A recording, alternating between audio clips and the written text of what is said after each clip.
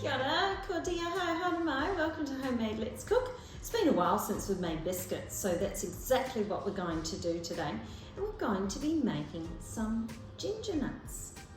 So we're starting off with 1 cup of self-raising flour.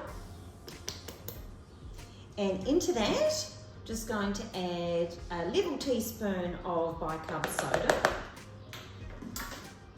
2 teaspoons of ginger, ground ginger, and 1/3 of a cup of caster sugar. I'm just going to give that a little bit of a mix around.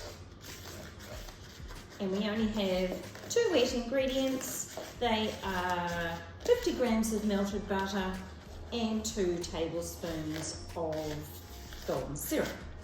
Now while I just melted the butter, I've mixed in my golden syrup, so it'll make it easier to combine once it goes in here. So we make a well in the centre and put in those combined wet ingredients.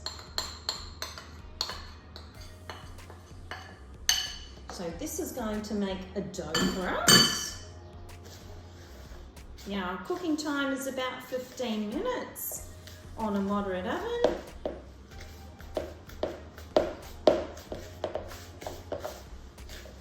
And it's coming together nicely. So you could pop this out on the bench if you wanted to. Divide it in half and then cut each half into 8, and that will give you some equal size biscuits, so that will make 16 biscuits for you. I'm actually just going to do it in my hands and pop them on my baking tray. Now you want to make sure that you've got enough room for these to spread on the tray, so don't put them too close together, is what we're saying there.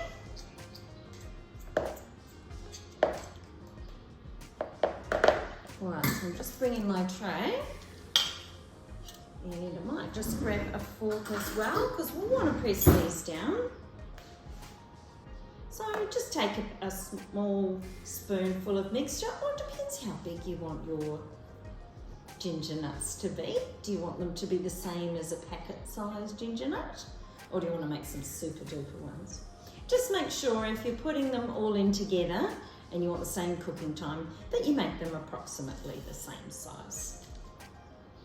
So these are the size of a small Tom Sim marble, if you had those as a child, or if you're still playing with marbles.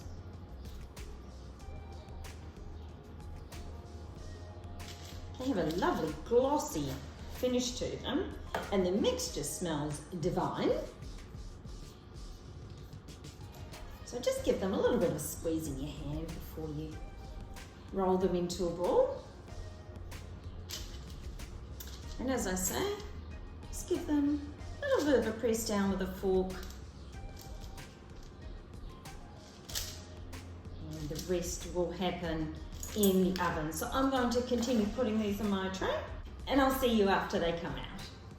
So here's our first batch out of the oven.